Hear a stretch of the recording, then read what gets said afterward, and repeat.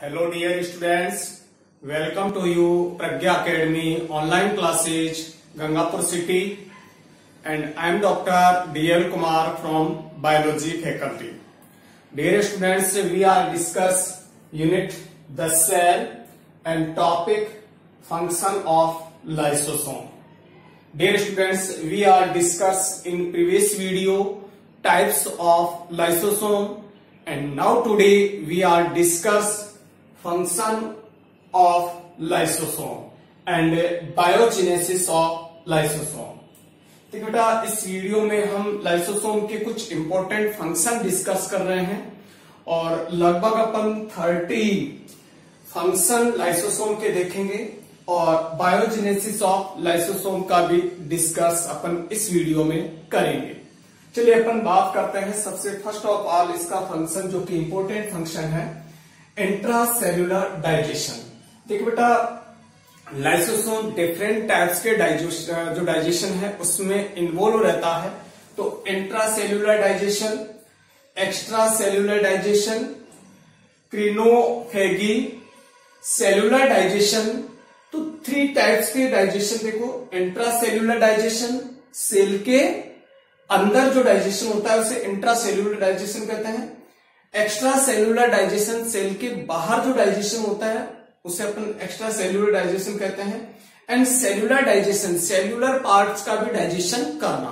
तो ये 3 important part है लाइसोसोम के और इन्हीं फंक्शंस के कारण इसे अपन सुसाइडल बेग के रूप में भी जानते हैं सेल की। तो चलिए अपन important function, first of important function बात करते हैं इंट्रासेल्युलर डाइजेशन। देखो बेटा सेल जो लाइसोसोम है वो इंट्रासेल्युलर डाइजेशन में इन्वॉल्व रहता है और इंट्रासेल्युलर जो डाइजेशन है वो 2 टाइप का है, एक है हिटेरोफेगी और दूसरा है ऑटोफेगी। देखिए बेटा हिटेरोफेगी या ऑटोफेगी क्या है, तो देखिए अपन बात करें heterophagy. This is digestion of foreign material received in cell by phagocytosis and pinocytosis। देखिए बेटा एक्सोसाइटोसिस की क्रिया होती है सेल में, एंडोसाइटोसिस की क्रिया होती है जिससे सेल जो है डिफरेंट जो फूड मटेरियल है उसको अंदर ग्रहण करती है और जब सॉलिड जो फूड पार्टिकल है उसको जब सेल एंडोसाइटोसिस करे तो उसे अपन फैगोसाइटोसिस कहते हैं और जब लिक्विड फूड मटेरियल को सेल अंदर ग्रहण करे तो उसे पिनोसाइटोसिस कहते हैं। तो देखिए सेल के अंदर फैगोसाइटोसिस और पिनोसाइटोसिस से अनेक फॉरेन मटेरियल इन्वॉल्व होते हैं या रिसीव्ड होते हैं और उन फॉरेन मटेरियल का डाइजेशन किसके द्वारा किया जाता है, प्राइमरी लाइसोसोम के द्वारा डाइजेशन किया जाता है। तो देखिए जो लाइसोसोम के टाइप्स अपन ने डिस्कस किए थे वहां पर प्राइमरी लाइसोसोम के साथ जब पिनोसोम और फेगोसोम फ्यूज हो जाते हैं तो उससे बनी स्ट्रक्चर को अपन सेकेंडरी लाइसोसोम या हिटेरोलाइसोसोम कहते हैं और हिटेरोलाइसोसोम के द्वारा ही जो सेल के द्वारा जो फॉरेन मटेरियल रिसीव्ड किए गए हैं उनका डाइजेशन किया जाता है। तो देखिए बेटा heterophagy means this is digestion of foreign material received in cell by phagocytosis and pinocytosis.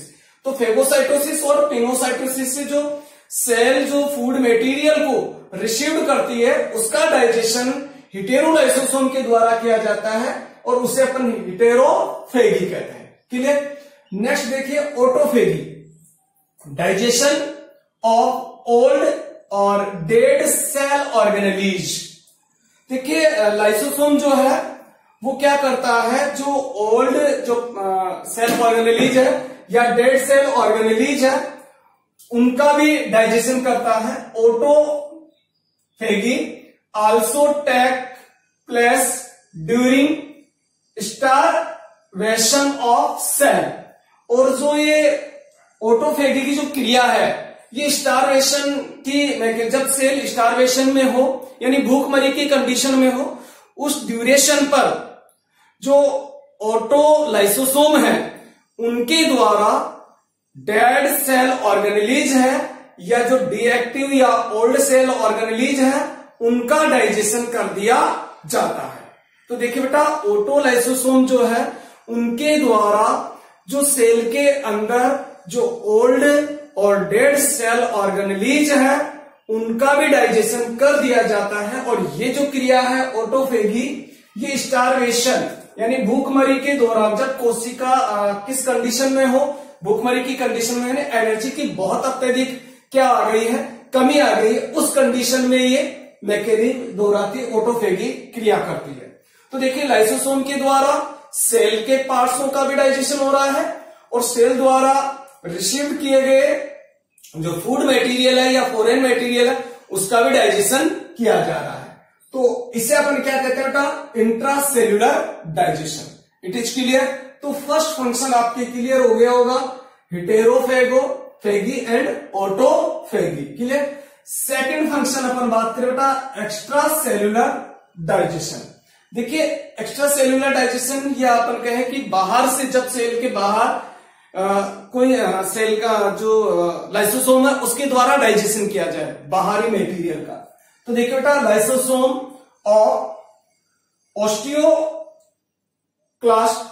Osteoclast bone eating cell. Osteoclast किसे कहते हैं बेटा, जब लाइसोसोम के द्वारा बोन को क्या कर दिया जाए, खा दिया या उसको नष्ट कर दिया जाए, बोन के पार्ट को ईटिंग करने लग जाए। तो देखिए, बोन ईटिंग सेल्स यानी जब सेल्स के द्वारा या लाइसोसोम के कुछ पार्ट्स के द्वारा बोन्स की डिक्रीजिंग कर दी जाए या बोन्स को खाने लग जाए। ठीक है। तो dissolve unwanted parts of bones. तो लाइसोसोम के द्वारा, लाइसोसोम में आपको पता है एसिड हाइड्रोलेज एंजाइम है और ये एसिड हाइड्रोलेज एंजाइम क्या करते हैं, बोन्स के कुछ पार्ट्स को डिसॉल्व कर देते हैं। तो इसे अपन क्या कहेंगे बेटा, एक्स्ट्रा सेल्यूलर डाइजेशन। और आपने कभी टीवी देखे हो तो टीवी में बहुत बार विज्ञापन आता रहता है कि 30 के बाद बोन्स जो है अपने कैल्शियम को खोने लग जाती है या बोन्स जो है उनकी जो स्ट्रॉन्गनेस है वो क्या हो जाती है, पुअर हो जाती है। तो रीजन यही है, लाइसोसोम के द्वारा जो है बोन्स के कुछ पार्ट को डिसॉल्व करके उन्हें कमजोर कर दिया जाता है। ठीक है। नेक्स्ट अपन बात करें, देखिए, extra cellular digestion also occur by fungal lysosome. तो फंगल जो लाइसोसोम है उनमें ये अक्सर एक्स्ट्रा सेल्यूलर की जो क्रिया है वो अधिक देखी जाती है। तो बोन्स के जो कुछ पार्ट्स है उनका क्या किया जा रहा है, डाइजेशन किया जा रहा है लाइसोसोम के द्वारा। तो ये था एक्स्ट्रा सेल्यूलर डाइजेशन। अगला अपन बात करें थर्ड फंक्शन का, क्रिनोफेगी। देखो, क्रिनोफेगी क्या है, excessive secretory granules of hormones in endocrine glands में बी डाइजेस्टेड बाय लाइसोसोम। देखिए बेटा, एक्सेसिव सिक्रेटरी ग्रेन्यूल्स, कुछ secretory granules of hormone in endocrine glands में be digest by lysosome. Lysosome के द्वारा जो है एंडोक्राइन जो ग्लैंड है उनके द्वारा जो हार्मोन सिक्रेट होते हैं उनको भी डाइजेस्ट कर दिया जाता है। उसी को अपन कहते हैं क्रिनोफेगी। ठीक है। तो अपन यहां बात करें, जितने भी जो अपने एंडोक्राइन ग्लैंड्स है, एंडोक्राइन ग्लैंड्स जो जिनके द्वारा जो हार्मोन सिक्रेट होते हैं उनमें जो ग्रेन्यूल्स के रूप में जो हार्मोन सिक्रेट हो रहे हैं उनको भी लाइसोसोम उनके जो लाइसोसोम है उनका भी डाइजेशन कर दिया जाता है, जिसे अपन क्रिनोफेगी कहते हैं।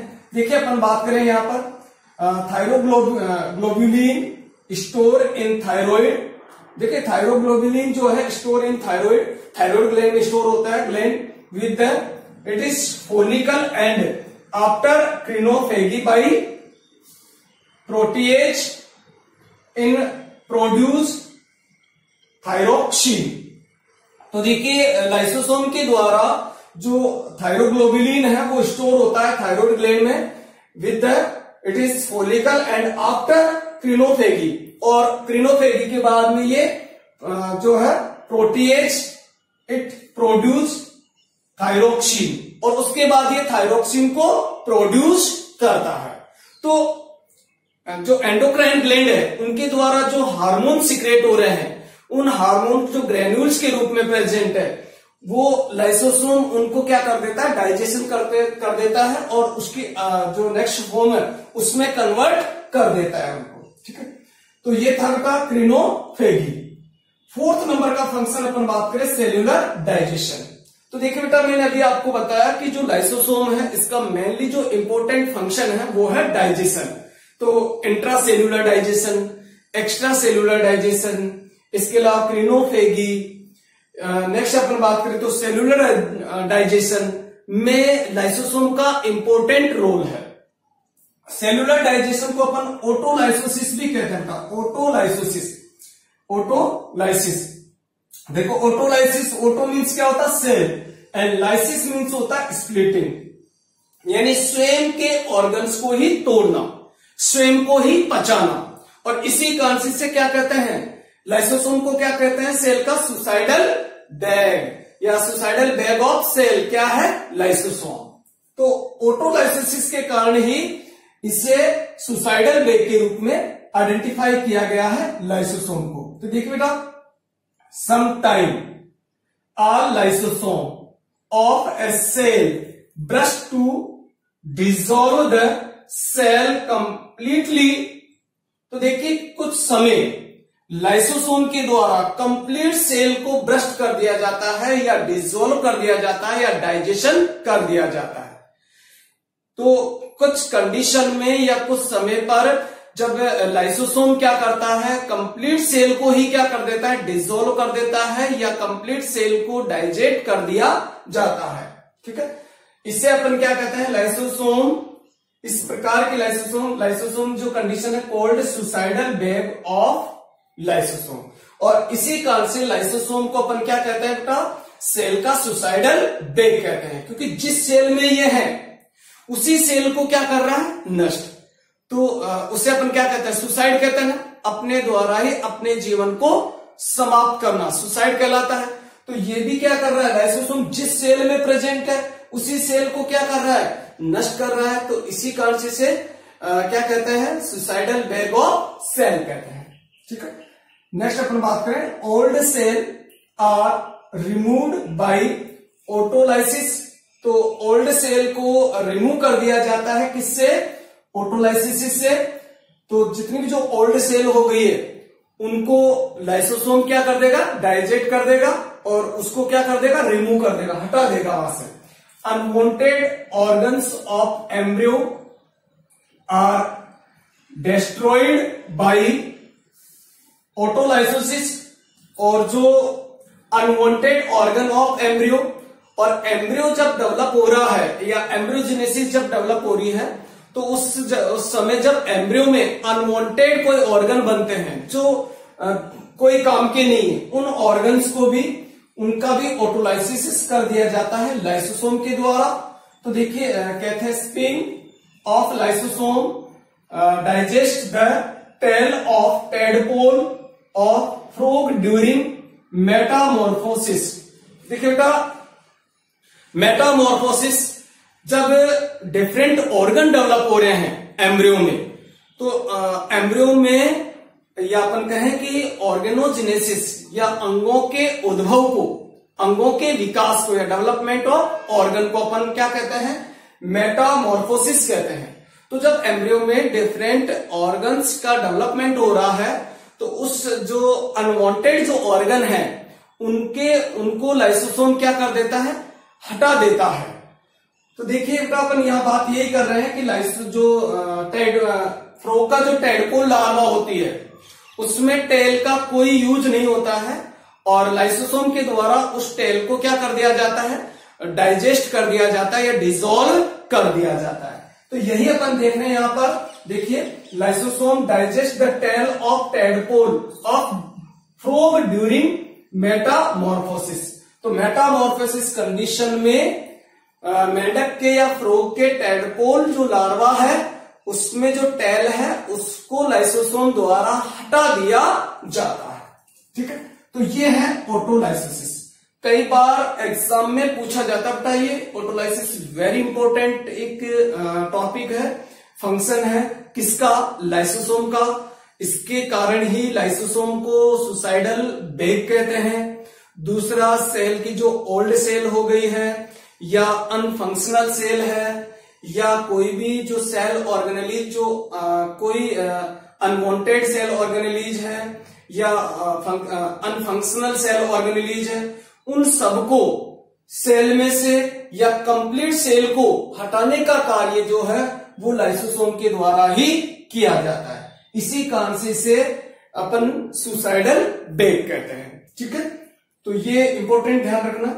नेक्स्ट फंक्शन अपन बात करें 5th नंबर का, और वो है रिमूवल ऑफ ऑब्स्ट्रक्शन। ऑब्स्ट्रक्शंस, देखिए बेटा, रिमूवल ऑफ ऑब्स्ट्रक्शंस, कुछ अवरोध होते हैं, तो रिमूवल ऑफ ऑब्स्ट्रक्शंस, कुछ अवरोध होते, कुछ बैरियर्स होते हैं, ये उनको भी लाइसोसोम क्या होता है, हटा देता है। तो अपन यहां पर रिमूव ऑफ बैरियर्स भी कह सकते हैं। तो obstructions formed in the body are removed by the agency of lysosome. तो देखिए, ह्यूमन बॉडी में या कोई सी भी बॉडी में कोई अगर ऑब्स्ट्रक्शन प्रेजेंट है या मैं कहूं कोई बैरियर प्रेजेंट है, तो उन बैरियर्स को लाइसोसोम के द्वारा ही रिमूव किया जाता है। तो बैरियर्स को हटाने का कार्य भी लाइसोसोम करता है। तो रिमूवल ऑफ ऑब्स्ट्रक्शंस, तो विभिन्न प्रकार के जो अवरोधक है या बैरियर्स है, बॉडी में जो बैरियर्स प्रेजेंट है उनको रिमूव करने का कार्य भी कौन करता है बेटा, लाइसोसोम करता है। नेक्स्ट फंक्शन अपन बात करें जो है डिफेंस की अपन बात कर रहे हैं। और डिफेंस, देखिए डिफेंस किसे कहते हैं, रक्षा को बोलते हैं। और लाइसोसोम के द्वारा भी अपनी बॉडी की अनेक जो डिजीज होती है उनसे रक्षा की जाती है।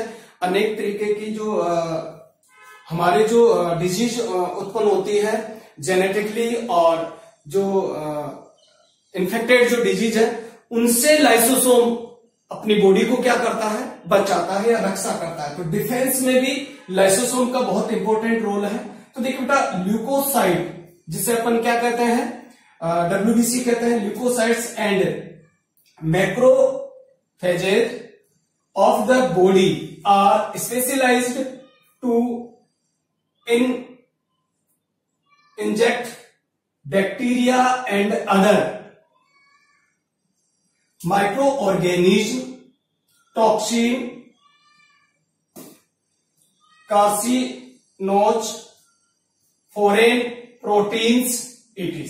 देखिए बेटा, अपनी बॉडी में डिफरेंट टाइप्स के बैक्टीरिया है या जो पैथोजेंस है वो बॉडी के अंदर एंटर कर जाते हैं, और उन पैथोजेंस के विरुद्ध अपनी जो ल्यूकोसाइड है वो, या जो मैक्रोफेज जो है या माइक्रो ऑर्गेन जो अपने जो शरीर के जो सैनिकों के रूप में या डिफेंस के रूप में जाने जाते हैं, उनके द्वारा अपने शरीर की रक्षा की जाती है। और उनमें जो कार्य कर रहा है वो कौन कर रहा है, लाइसोसोम। तो देखिए, leukocytes and macrophage of the body are specialised to inject bacteria and other micro organism, toxin, carcinogens, foreign proteins, इनके द्वारा इनसे प्रोटेक्शन करता है कौन, ल्यूकोसाइड एंड लाइसोसोम। देखिए आगे देखिए, the injected materials are broken down by means of lysosome। तो क्या करता है, जो पैथोजेंस जो बॉडी के अंदर इंजेक्ट हुए हैं, जो गए हैं, उनको क्या करता है, ब्रेक डाउन करता है कौन, लाइसोसोम। तो देखिए बेटा, लाइसोसोम के द्वारा डिफेंस में या ह्यूमन जो बॉडी का डिफेंस करते हैं उनमें भी बहुत अत्यधिक बड़ा रोल है। तो देखिए, जितने भी जो माइक्रो ऑर्गेनिज्म है या बैक्टीरिया है या कोई भी टॉक्सिन है अपनी बॉडी के अंदर इंजेक्ट हुआ है, और उन इंजेक्ट जो मटेरियल है उनको लाइसोसोम क्या करता है, ब्रेक डाउन करता है और उनसे हमारे शरीर को क्या करता है, रक्षा करता है या डिफेंस करता है। तो डिफेंस में भी लाइसोसोम का बहुत बड़ा रोल है। तो जैसे अपने बॉडी के साथ, अपन फूड के साथ या अदर जो अपने एयर के साथ बहुत सारे बैक्टीरिया, बहुत सारे वायरस, फंगी या अदर जो माइक्रो ऑर्गेनिज्म है जो डिजीज क्या करते हैं, पैदा करते हैं, उनको अपन ग्रहण कर लेते हैं, या कोई भी टॉक्सिन बॉडी में चला गया है तो उन सभी जो पैथोजेंस है उनको और टॉक्सिन जो है उनको लाइसोसोम जो है ब्रेक डाउन करता है, उनको नष्ट करता है। और जो अपने ल्यूकोसाइड है वो एक तरीके से किसका रूप है, एक तरीके से लाइसोसोम का ही रूप है और उनके द्वारा उन्हें ब्रेक डाउन करके हमारे शरीर की रक्षा की जाती है। क्लियर? तो डिफेंस में भी लाइसोसोम का रोल है। नेक्स्ट अपन बात करें बेटा, नेक्स्ट फंक्शन है माइटोसिस। देखिए बेटा लाइसोसोम जो है माइटोसिस, देखिए ये सेल डिवीजन है, 3 प्रकार का सेल डिवीजन होता है, एमाइटोसिस, माइटोसिस एंड मियोसिस। तो माइटोसिस की जो सेल डिवीजन है, इस सेल डिवीजन के आरंभीकरण में लाइसोसोम बहुत इंपॉर्टेंट रोल अदा करता है। तो देखिए बेटा lysosome are required for initiation of mitosis. तो माइटोसिस जो डिवीजन है, समसूत्री जो विभाजन है, उसके आरंभीकरण के लिए, उसके इनिशिएशन करने के लिए लाइसोसोम का होना अति आवश्यक है। तो माइटोसिस के इनिशिएशन के लिए लाइसोसोम इंपॉर्टेंट रोल अदा करता है। नेक्स्ट फंक्शन अपन 8 नंबर का फंक्शन बात करें और वो है रूमेनॉइड आर्थराइटिस। रूमेनॉइड आर्थराइटिस एंड गाउट जो डिजीज है इसमें भी लाइसोसोम का रोल है। तो देखिए बेटा रूमेनॉइड्स आर्थराइटिस एंड गाउट डिजीज, ये एक जॉइंट से, जो अपने बोन्स के जो जॉइंट्स है उन जॉइंट्स से रिलेटेड एक डिजीज है या डिसऑर्डर है और इस डिसऑर्डर में लाइसोसोम का इंपॉर्टेंट रोल है। तो देखिए अपन देखें, the 2 joint disorders result from deposits of bony. देखिए बेटा बोन्स पर डिफरेंट जो मटेरियल जो है उनके डिपोजिशन होने से, बोन्स पर कुछ अनवांटेड जो मटेरियल है उसके डिपोजिशन होने से जॉइंट्स जो है उनकी जो मूविंग है वो कम हो जाती है और उनमें जब वो मूव करते हैं तो उनमें क्या होता है, पेन होता है, जिसे हम रूमेनॉइड आर्थराइटिस एंड गाउट डिजीज के नाम से जानते हैं। देखिए सबिस्टेंस अपन बात करें arthritis and urate crystal in gout.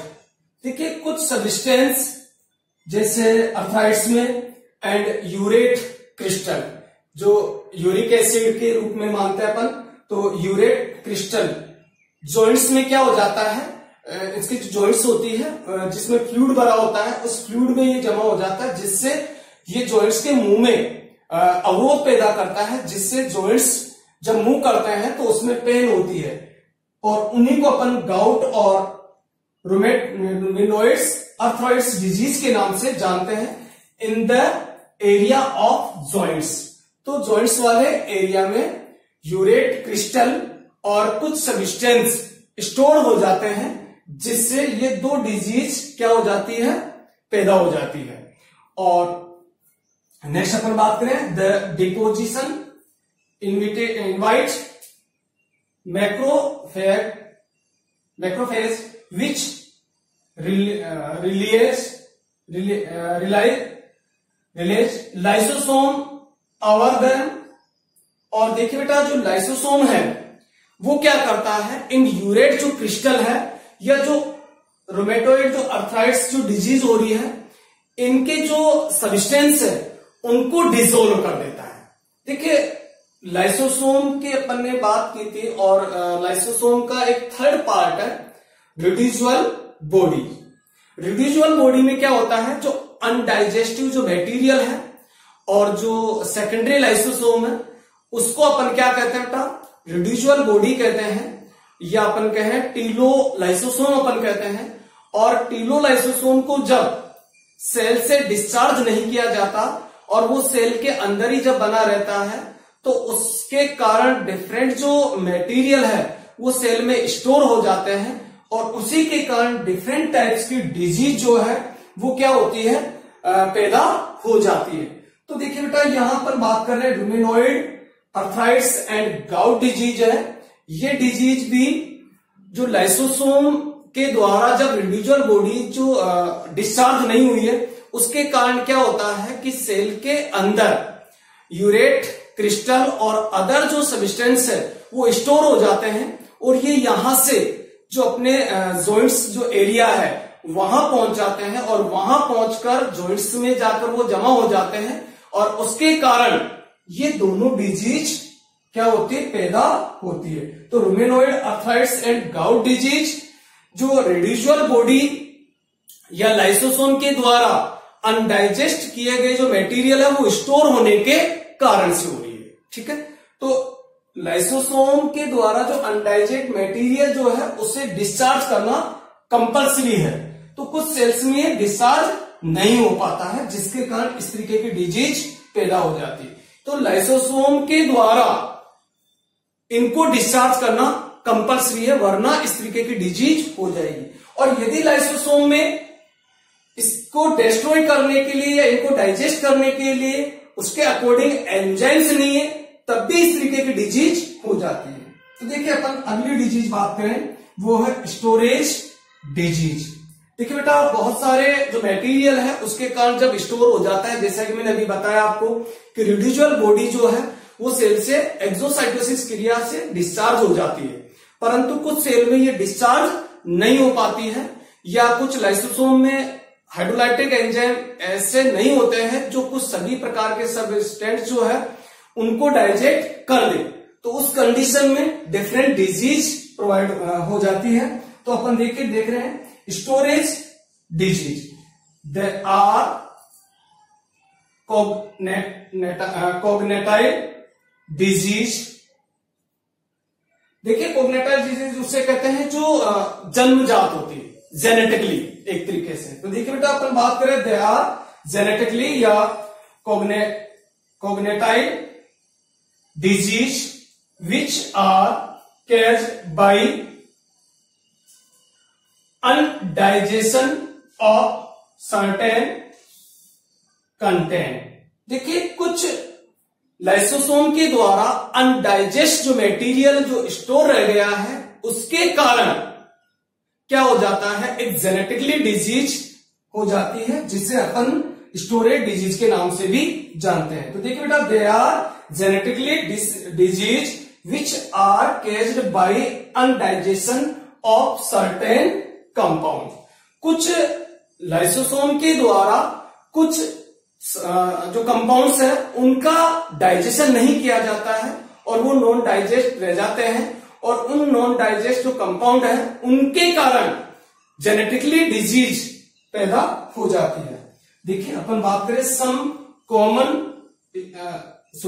Due to absence of required enzyme, इसके अलावा due to absence of required enzymes, तो कुछ एंजाइम्स क्या रहते हैं, एब्सेंट रहते हैं, तो due to absence of required enzymes in the lysosome. तो लाइसोसोम के कुछ एंजाइम्स एब्सेंट होने के कारण भी कुछ जो कंपाउंड्स है उनका डाइजेशन नहीं होता है, जैसे ग्लाइकोलिपिड्स एंड म्यूकोपॉलीसेकेराइड्स।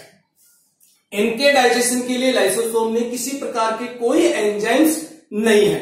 तो इस तरीके के जो कंपाउंड्स है वो कंपाउंड्स सेल में क्या रहेंगे, स्टोर रहेंगे और उसके कारण कुछ जेनेटिकली डिजीज क्या हो जाती है, पैदा हो जाती है। देखिए अपन बात करें some common storage disease due to lysosomal efficiency are, तो कुछ कॉमन स्टोरेज डिजीज है due to lysosomal inefficiency.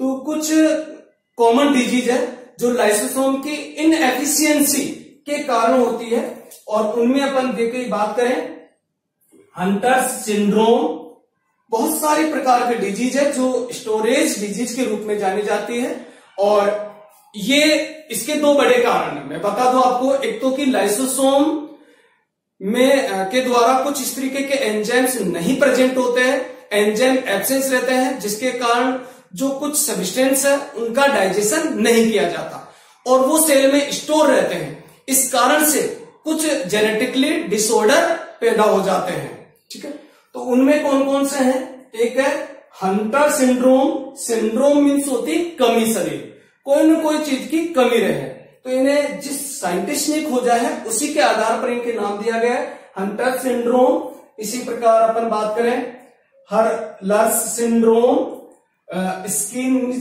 Syndrome, तो ये 3 टाइप के सिंड्रोम है जो स्टोरेज डिजीज के रूप में पैदा हो जाते हैं, और लाइसोसोम में इन अनडाइजेस्टेड कंपाउंड्स के लिए एंजाइम्स नहीं होते हैं, या रेड्यूजल बॉडी भी स्टोर रह जाती है, तब भी ये रोग हो जाते हैं। तो हंटर सिंड्रोम, हर्लर सिंड्रोम और स्किनर सिंड्रोम, ये तो है सिंड्रोम। इसके अलावा डिजीज कौन कौन सी बेटा? कर्बेज डिजीज, टाई सेक्स डिजीज, फेब्री डिजीज, इसके अलावा बर डिजीज, गेहूकर disease, mannosidosis disease, Pompe's disease, Wolman disease. ये डिजीज जो है ये लाइसोसोम में अनडाइजेस्ट कंपाउंड के रह जाने पर या रेड्यूजल बॉडी के सेल में स्टोर रह जाने पर इस प्रकार की डिजीज और सिंड्रोम पैदा हो जाते हैं, जो कि बहुत इंपॉर्टेंट है। कई बार ये डिजीज पूछी जाती है कि ये डिजीज किस कारण से पैदा हो रही है, तो लाइसोसोम में क्या नहीं है? एंजाइम्स नहीं है उसके अकॉर्डिंग, उसके कारण ये डिजीज हो रही है, या फिर एंजाइम्स की या रेड्यूजल बॉडी के स्टोर होने के कारण इस तरीके की क्या हो रही है? डिजीज हो रही है। ठीक है, नेक्स्ट अपन बात करें बेटा, नेक्स्ट फंक्शन है म्यूटेशन। म्यूटेशन अपन बात कर रहे हैं, नेक्स्ट फंक्शन किसका? लाइसोसोम का। तो देखिए, एक्सीडेंटल और pathological release of hydrolase accidental और pathological releases of hydrolase from lysosome causes breakage of chromosome. देखिए, लाइसोसोम के जो हाइड्रोलेज एंजाइम है उनके कारण कभी कभी क्रोमोसोम के जो पार्ट्स है उनका भी क्या हो जाता है? ब्रेक डाउन हो जाता है। तो ये क्रोमोसोम को क्या कर देते हैं? ब्रेक डाउन कर देते हैं, यानी उसमें क्रोमोसोम के कुछ जो पार्ट्स है उनको डिसोल्व कर देता है। तो देखिए बेटा, अपन ने देखिए accidental and pathological releases of hydrolase from lysosome causes breakage of chromosome. उसके कारण क्रोमोसोम के कुछ पार्ट ब्रेकेज हो जाते हैं, टूट जाते हैं। There abnormal disturbance during mitosis and mutation. और इस ब्रेकडाउन के कारण, क्रोमोसोम के ब्रेकेज के कारण क्या होता है? देयर एबनॉर्मल डिस्टर्बेंस हो जाता है during mitosis and mutation. Mutation पैदा हो जाता है। ठीक है, blood cancer is also caused by such as changes. तो ब्लड जो कैंसर है वो एक तरीके से इसी प्रकार के चेंजेज के कारण है। तो देखिए बेटा, लाइसोसोम का एक बहुत बड़ा रीजन हो गया ब्लड कैंसर में। तो लाइसोसोम के द्वारा जो लाइसोसोम में जो हाइड्रोलेज जो एंजाइम है वो कभी कभी क्या करते हैं?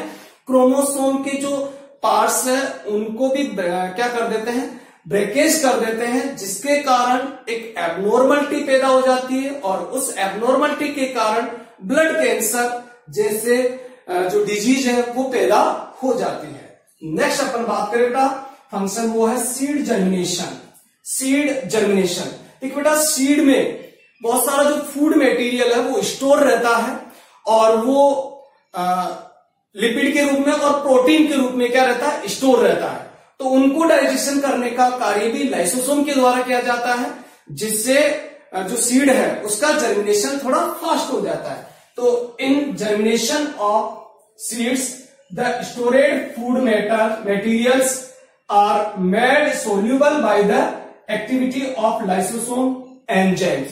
तो लाइसोसोम एंजाइम्स के द्वारा जो सीड में विभिन्न जो फूड मटेरियल स्टोर है उन्हें डिसॉल्व कंडीशन में कर दिया जाता है, जिससे सीड जर्मिनेशन फास्ट होता है। और सीड जर्मिनेशन में बहुत इंपॉर्टेंट रोल अदा करता है लाइसोसोम। क्लियर। नेक्स्ट अपन बात करें 12 नंबर का जो फंक्शन है वो है लंग फाइब्रोसिस या लंग्स फाइब्रोसिस डिजीज में भी लाइसोसोम इन्वॉल्व है। तो देखिएगा इनहेलेंस ऑफ मिनरल्स, यानी रेस्पिरेशन के दौरान inhalants of minerals, dust, silica and asbestos, cotton dust. तो ये पार्टिकल जो है रेस्पिरेशन के दौरान फेफड़ों में इन्वॉल्व होते हैं या जाते हैं। It is invited macrophages which release lysosome to destroy the cell. और लाइसोसोम के द्वारा भी कुछ पार्टिकल जो है वो क्या किए जाते हैं, इसी तरीके के पार्टिकल जो है वो लंग्स में पहुंचते हैं और उसके कारण क्या करते हैं, लंग्स फाइब्रोसिस डिजीज जो है वो पैदा कर देते हैं। तो देखिए बेटा जो रेस्पिरेशन है of minerals, dust, silica, asbestos, cotton dust, it is invited in macrophages जो कि रेस्पिरेशन प्रवेश करें, which release lysosome to destroy of the cell. Sorry, मैं इसको लंग्स फाइब्रोसिस को मैं क्लियर कर दूं। तो देखिए अपने जो रेस्पिरेशन है उसके दौरान जो रेस्पिरेशन के दौरान जो सिलिका, कॉटन या अनेक जो माइक्रो ऑर्गेनिज्म है वो एंटर किए हैं, उनको लाइसोसोम के जो एंजाइम्स है वो क्या कर देते हैं, डिस्ट्रॉय कर देते हैं, जिससे अपन की जो ये है लंग्स फाइब्रोसिस जो डिजीज है उससे हम बच जाते हैं। तो उसमें भी लाइसोसोम का रोल है। नेक्स्ट अपन बात करें बेटा ल्यूकोसाइड ग्रेन्यूल्स। देखिए बेटा जो लाइसोसोम के जो एंजाइम्स है, हाइड्रोलेज एंजाइम, वो ग्रेन्यूल के रूप में है और उन्हें हम एक तरीके से लाइसोसोम या ल्यूकोसाइड ग्रेन्यूल के रूप में ही जानते हैं। तो they are of lysosomal nature. तो ल्यूकोसाइड जो ग्रेन्यूल है वो लाइसोसोम के समान ही नेचर रिप्रेजेंट करते हैं। तो ये थे बेटा लाइसोसोम के इंपॉर्टेंट फंक्शन, जो अपन ने देखा कि विशेष रूप से लाइसोसोम के द्वारा जो intracellular digestion, extra cellular digestion, cellular digestion में इंपॉर्टेंट रोल होता है। इसके अलावा क्रिनोफेगी, रिमूवल ऑफ ऑब्स्ट्रक्शन, डिफेंस में, माइटोसिस में, रूमेनॉइड अर्थराइट्स एंड गाउट डिजीज में, स्टोरेज डिजीज में, इसके अलावा म्यूटेशन में या ब्लड कैंसर में, सीड जर्मिनेशन में, लंग्स फाइब्रोसिस में और ल्यूकोसाइड ग्रेन्यूल्स में इंपॉर्टेंट फंक्शन होते हैं इसके। नेक्स्ट अपन बात करें बायोजेनेसिस ऑफ लाइसोसोम।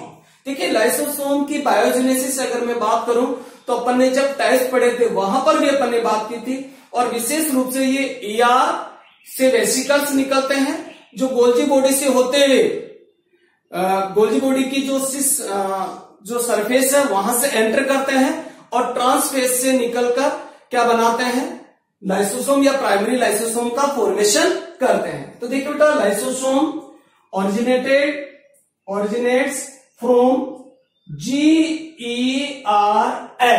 देखिए GERL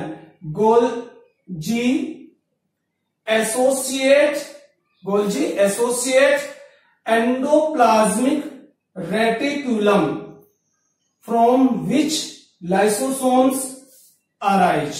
देखिए बेटा, GERL, गोल्जी एसोसिएट एंडोप्लाज्मिक, ये हो गया Golgi associate endoplasmic reticulum from which lysosome arise. यानी गोल्जी बॉडी एंडोप्लाज्मिक रेटिकुलम से और गोल्जी बॉडी से मिलकर लाइसोसोम का फॉर्मेशन होता है। देखिए, एंडोप्लाज्मिक रेटिकुलम, इनसे वेसिकल सिक्रेट होंगे जो गोल्जी बॉडी की सिस फेज से एंटर करेंगे और ट्रांस फेज से सिक्रेट होंगे, और ट्रांस फेज से सिक्रेट जो वेसिकल्स है उन्हीं को अपन क्या कहेंगे, लाइसोसोम कहेंगे। तो endoplasmic reticulum and Golgi body दोनों से सिक्रेट जो वेसिकल्स है उन्हीं को अपन क्या कहते हैं, लाइसोसोम कहते हैं। तो उन्हीं से लाइसोसोम का फॉर्मेशन होता है। तो ये थी बेटा बायोजेनेसिस ऑफ लाइसोसोम। तो अपन ने इस वीडियो में लाइसोसोम के फंक्शन देखे और 13 इंपोर्टेंट फंक्शन अपन ने देखे और बायोजेनेसिस देखी। Okay students, thank you. जय हिंद, जय भारत।